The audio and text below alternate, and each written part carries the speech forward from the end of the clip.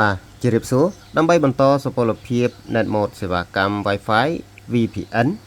អ្នកទាំងអស់គ្នាចូលមកឆែកមើលឈ្មោះខ្លួនឯងតើថាអស់អាយុឬក៏ដាច់សុពលភាពហើយនៅដល់យើងឆែកចុចនៅកន្លែងសុពលភាពហើយបន្ទាប់មករើស server បើអ្នកទាំងអស់គ្នាប្រើថៃរើសសង្ហបុរីរើសសហរដ្ឋអាមេរិកអញ្ចឹងខ្ញុំរើសសង្ហបុរី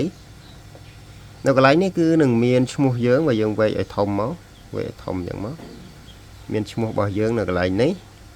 នៅជួរខាងនេះហើយទី2នេះគឺថ្ងៃទីដែលយើង expire មានន័យថាផុតកំណត់ហើយនៅប្រហែលថ្ងៃទៀតបានផុតនៅកន្លែងនេះឧទាហរណ៍ថា expire មានន័យថាបើផុតកំណត់គឺយើងឡើងពណ៌ក្រហមបែបនេះ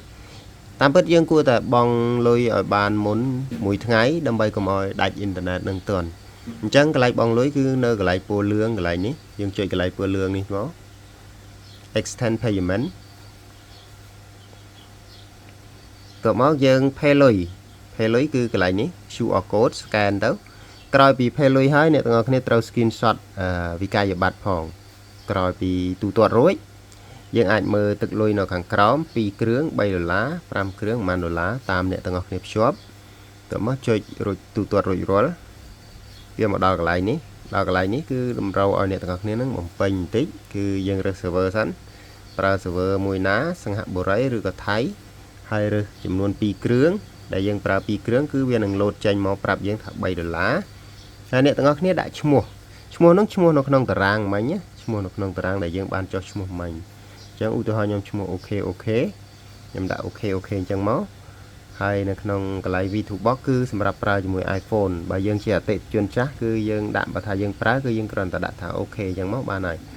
តែបើយើងអត់បានប្រើទេយើងប្រើតែ Android យើងដាក់ថា No ក៏បានដែរហើយកន្លែងខាងក្រោមនេះគឺយើងរើសរូបមានន័យថារូបដែលយើង screenshot វិក័យប័ត្រហ្នឹងឯងអញ្ចឹងខ្ញុំដាក់រូបចូលសិន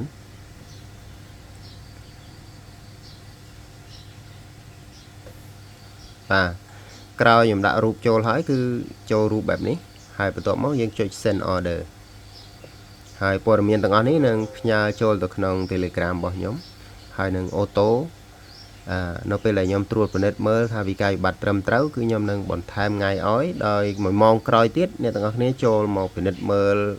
សុពលភាពរបស់ខ្លួនឯងបើសិនជាអត់ឡើងទេកុំភ្លេចតាក់ទងមក admin តាមរយៈTelegram ក៏បាន Facebook page ក៏បាន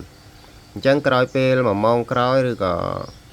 10-20នាទីក្រោយអ្នកទាំងអស់គ្នាចូលមកឆែកសារថ្មីម្ដងទៀតតើឈ្មោះអ្នកទាំងអស់គ្នាហ្នឹងឃើញសុពលភាពឡើងហើយនៅអញ្ចឹងណាសុពលភាពគឺនៅកន្លែងនេះបាទឧទាហរណ៍ថាសល់7ថ្ងៃអញ្ចឹងឬក៏សល់1ថ្ងៃអ្នកទាំងអស់គ្នាបង់លុយបន្ថែមថ្ងៃគឺអាចឡើង31ថ្ងៃឬក៏តាមថ្ងៃដែលអ្នកទាំងអស់គ្នាទិញអញ្ចឹងហ្នឹងហើយបើឃើញឡើងហើយគឺមានន័យថាអូខេគឺយើងអាចបន្តប្រើបានរហូតដល់ថ្ងៃទីប៉ុន្មានយើងត្រួតពិនិត្យមើលកន្លែងនេះណាវីដេអូហ្នឹងមានតែប៉ុណ្្នឹងទេអរគុណច្រើន